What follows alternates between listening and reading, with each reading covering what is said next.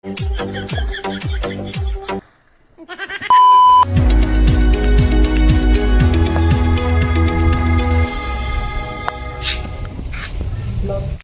চলো তো সেইখানে কি হচ্ছে যে আবার চলো তো কি হয় রে দেখি।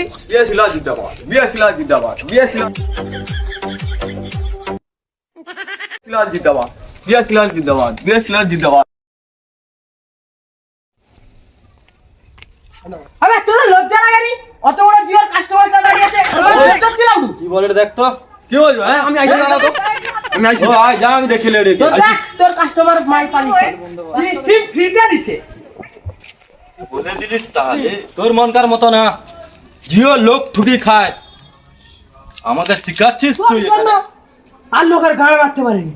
হ্যাঁ বেটা, এই জন্য তো আমার নাম বাড়ে। দেখি শুন, তুই আমার কাছে বিক্রি হইয়া তাহলে দু লোক একসাথে মিলেমিশি লোককে লুটি পুটি খাবা। বাহ, তোর কপাল ভালো ভালা যে আমি তখন তোর কথা শুনি কি যে পন্দে আমি লাত মারি। তোর কপাল ভালা যে বিয়ে ছিলেন অতদিন খাইলানি ও রে। আই এম তো অবাক।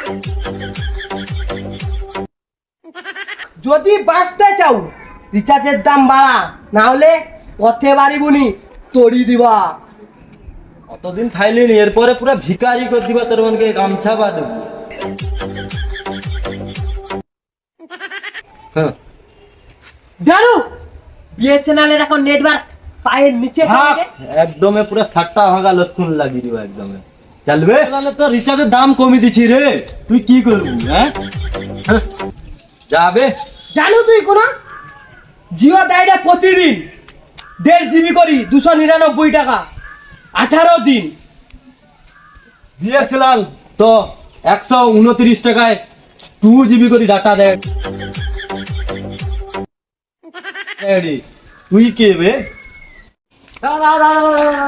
এটি অনেকক্ষণ ঝগড়া লাগছে, চ দেখি কি হইলে ব্যাপারটা।